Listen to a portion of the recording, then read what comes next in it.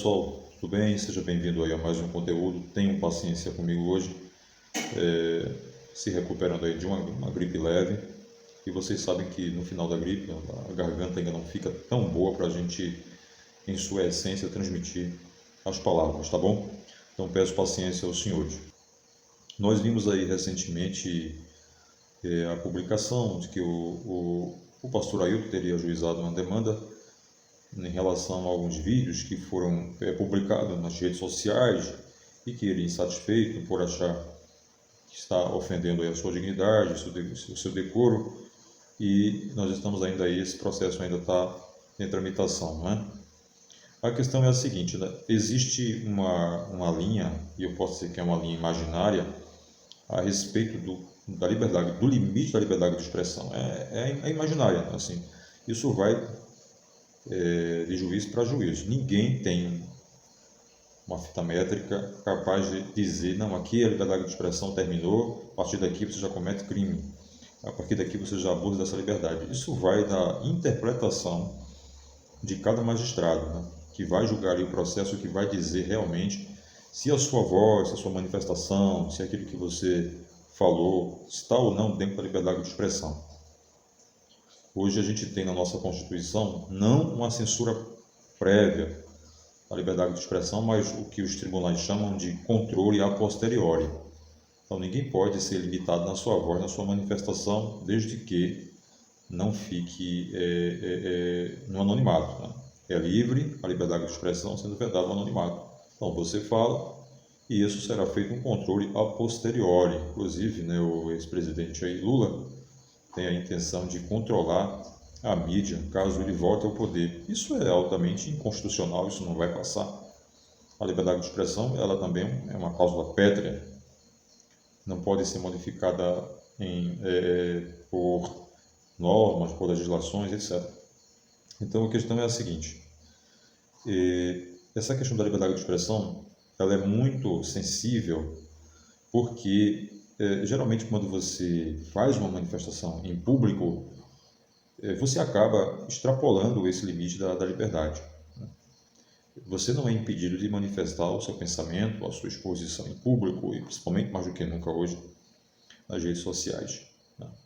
E a gente quer justamente analisar essa questão aí, dessa liberdade, não trazer aqui aquilo que é o limite da liberdade, mas tentar pelo menos estabelecer um parâmetro para que os senhores entendam mais ou menos essa questão aí do limite da liberdade de expressão, tá?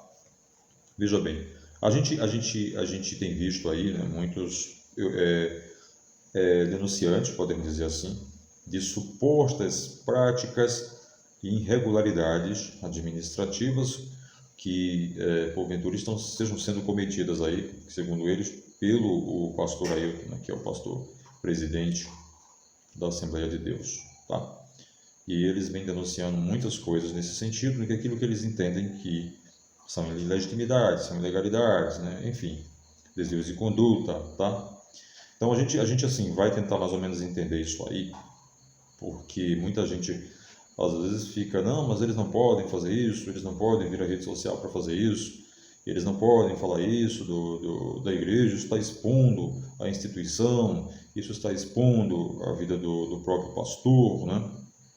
E tem gerado aí realmente muitos conflitos aí na sociedade evangélica aqui em Pernambuco, né, em relação a tudo isso, tá? Veja bem, o pastor Ailton, ele como pastor presidente, né, ele, como todo pastor, a sua vida, né, quanto aos seus atos de gestão, é livre ao conhecimento da igreja, os atos de gestão, não a vida particular, porque a Constituição diz que é inviolável a intimidade, a vida privada, a honra, a imagem das pessoas. Mas até que ponto eu posso ter a minha liberdade restringida, né? Até que ponto eu tenho, até que limite a Constituição me garante essa liberdade? A partir do momento que você se torna uma pessoa pública, que é, por exemplo, o pastor Ailton, ele é uma pessoa pública, não? Ele lidar com a administração de bens que não é dele. Todos os bens que o pastor Ailton administra são da instituição evangélica Assembleia de Deus.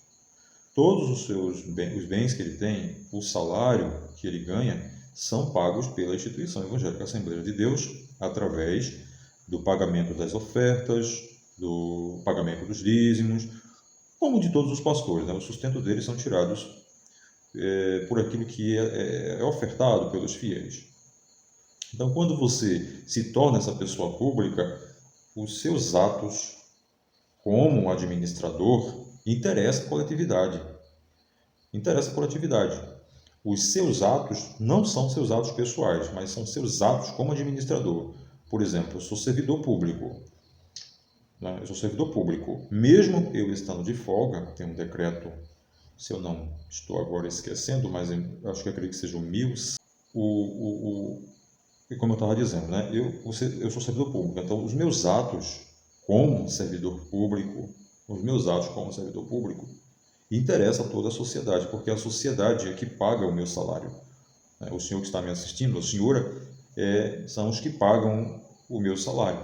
Tá? Então, quando o servidor público, mesmo ele estando de folga, ele tem um comportamento, os seus atos atingem a administração pública também. Então, mesmo ele estando de folga, ele deve ter um comportamento ilibado, um comportamento digno, porque ele é um representante do Estado, sobretudo quando ele está no seu ofício. Então, os atos do servidor importam os atos da administração. Os atos do servidor não são seus atos pessoais, seus atos particulares, são atos da administração.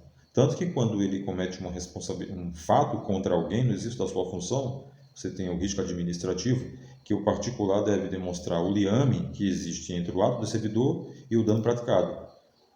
Sendo isso comprovado, o Estado tem que indenizar aquela pessoa na sua responsabilidade objetiva. A mesma coisa é com o pastor Ailton. Então, os atos dele na gestão da instituição, os seus atos que se referem à administração da instituição Assembleia de Deus, isto é do interesse de toda a coletividade. Então, você pode vir a público e fazer uma cobrança ao pastor Ailton dentro das suas atribuições administrativas, sem que você fira aí a sua intimidade, a sua vida privada. Isso você pode questionar, isso você pode perguntar, você é livre para fazer isso. Você pode perguntar e procurar saber tudo que se refere ao pastor nos atos de sua administração, ele como gestor, tá?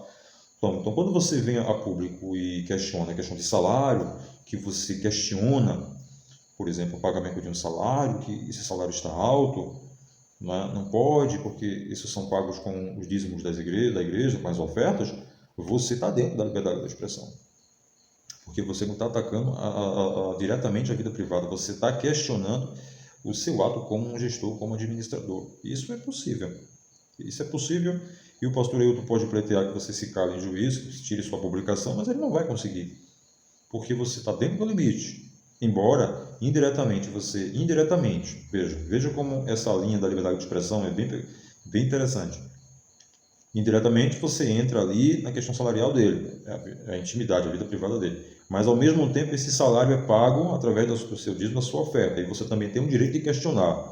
É isso que o magistrado analisa. Bom, o salário ele ganha, certo? É o particular dele, mas esse salário é pago pelos cofres da instituição, do obreiro, do membro que paga o salário. Então, se ele paga, ele pode questionar, né? Pode cobrar e procurar saber o quanto recebe, o porquê recebe, questionar do valor. Veja que é um contraste.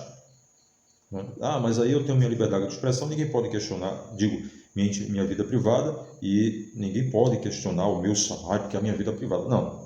A mesma coisa é o que eu disse, na comparação que eu fiz há pouco. Eu sou servidor, mas se de repente algum valor começa a entrar mais na minha conta corrente, os bancos são obrigados a comunicarem qualquer movimentação estranha a todo o sistema financeiro, ao COAF principalmente, na movimentação, começa a entrar aquele dinheiro rapidamente na minha conta, instante, e esse dinheiro está vindo de onde? Esse valor está vindo de onde? Esse servidor ganha 10 mil, por exemplo, né? Ele está entrando na conta dele de 50 mil todo mês, de onde está vindo esse dinheiro? Tá. Mas é a minha vida privada, sim, mas tem que saber, você é servidor, o Estado paga o meu salário, então isso tem que ser fiscalizado. Deu para entender que há um certo limite nesse sentido. Então, se você venha ao público e questiona, o pastor está com imóvel, e esse imóvel foi comprado com que dinheiro? Essa fazenda, esse carro, você entende? Esse apartamento, esse arte, enfim, você questiona ele como pastor tendo esses bens, por exemplo, você está dentro da sua liberdade de expressão. Por que você não pode questionar? Você pode questionar sim, porque ele é uma pessoa pública. Agora, existem manifestações que vão além dessa liberdade. O STJ já disse que os crimes contra a honra, eles estão caracterizados quando, de forma inequívoca, se percebe a intenção do agente de injuriar, de caluniar ou difamar. Tem que estar aí a vontade inequívoca de ofender a imagem da pessoa. Por exemplo, vou dar um exemplo aqui para vocês entenderem, né? Em relação ao pastor Samuel, eu vi uma publicação recente de um youtuber. Veja, o que é que os youtubers estão fazendo? Eles estão cobrando do pastor Ailton essa questão de salário, essa questão do terreno, quanto foi, onde está o dinheiro da compra do terreno, onde está o dinheiro para construir o templo. Isso está dentro da liberdade, porque você está se atendo à questão administrativa, você não está ofendendo a dignidade da pessoa, dele como pastor, dele como pessoa. Aí você está dentro da liberdade. Aí ele tem que suportar isso. É um direito de qualquer membro cobrar isso.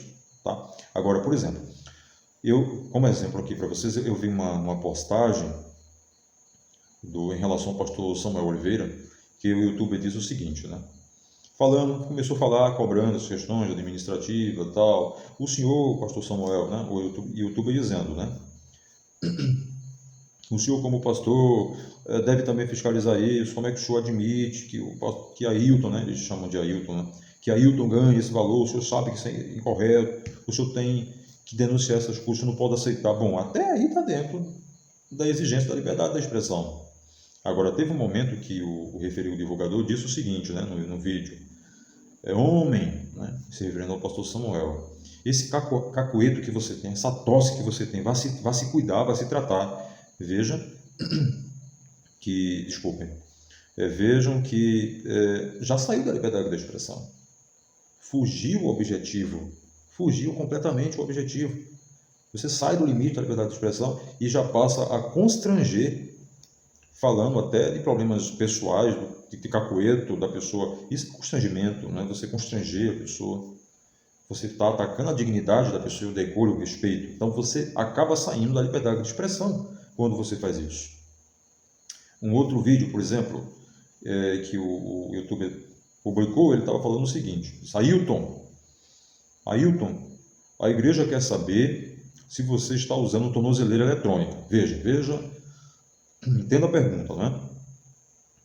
Se você chega no judiciário e se você é processado por isso, o juiz vai lhe perguntar o seguinte: youtuber, fulano, né? João, quando você fez essa pergunta, né, assim nas redes sociais, Ailton, a igreja quer saber se você está usando tornozeleira eletrônica. Qual é o seu objetivo nisso?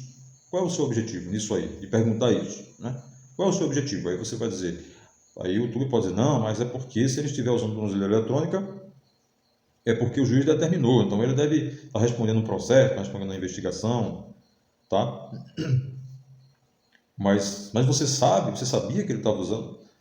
Você entende, senhores, o questionamento que o magistrado pode fazer na interpretação da causa? Né?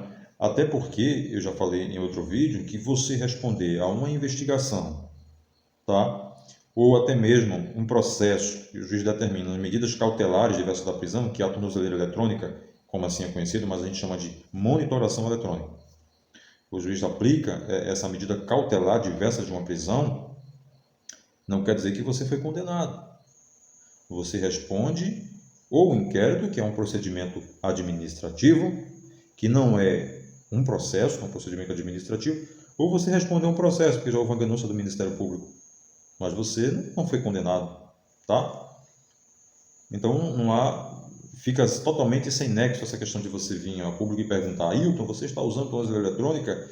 Isso, você veja que, ao que parece, ao que se apresenta, que vai ficar demonstrado aí que a intenção é você atingir a honra e a imagem expor a imagem da pessoa. Então, nesse caso, você acaba saindo desse limite da liberdade da expressão. Agora, vamos ver nessa mesma situação, uma situação hipotética, mas uma situação mais clara, que você se encaixaria dentro da liberdade de expressão. Por exemplo, Ailton, é sabido que já houve a condenação criminal, é sabido que você já recorreu às instâncias criminais e seu recurso foi denegado.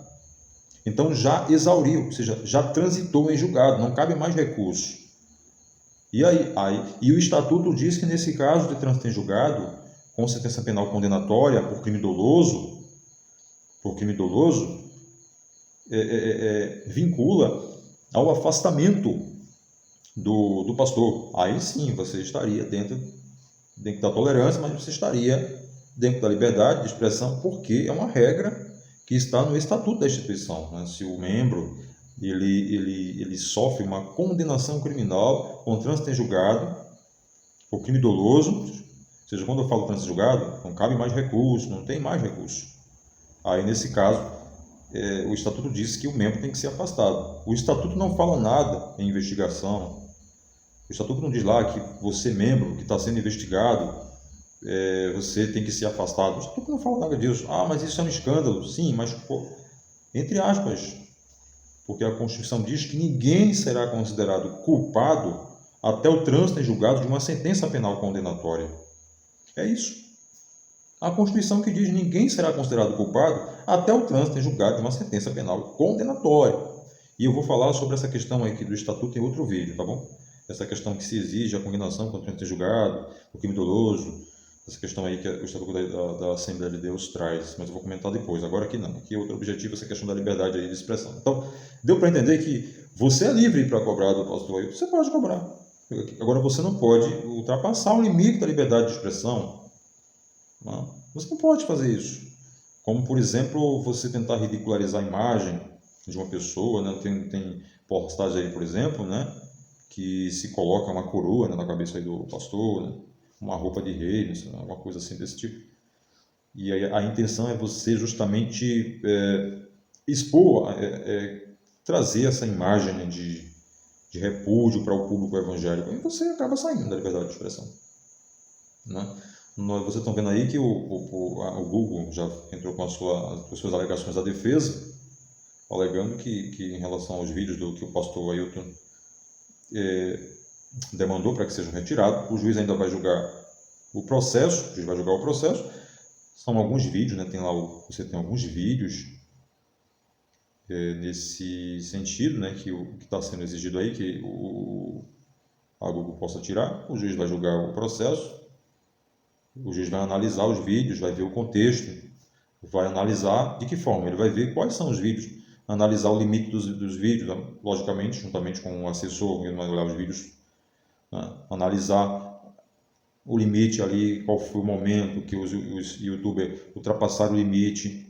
Não, até aqui tudo bem, ele está dentro da liberdade, está falando da questão da igreja, cobrando, mas aqui já ultrapassou esse limite. É dessa forma que o juiz vai analisar, mais ou menos dessa forma que eu falei aqui para os senhores. Ele vai analisar aquilo que ultrapassou do direito da liberdade de expressão, aquilo que foi além, aquilo que eu falei anteriormente, controle a posteriori, tá? É isso que vai ser analisado. Então, esse exemplo que eu falei, por exemplo, do pastor Samuel, de você, né, atingir a questão da saúde do próprio pastor, dizendo que ele tem um cacueto, que vai se tratar, tal. Isso aí, você foge completamente dessa margem de proteção da liberdade, não é, de expressão, tá bom? Bom, o assunto de hoje é esse, e no próximo vídeo eu vou tratar essa questão aí da exigência do estatuto da instituição que exige o trânsito em julgado por crime doloso, para que o membro ele seja afastado aí das suas funções, tá bem? Um grande abraço, até o próximo encontro.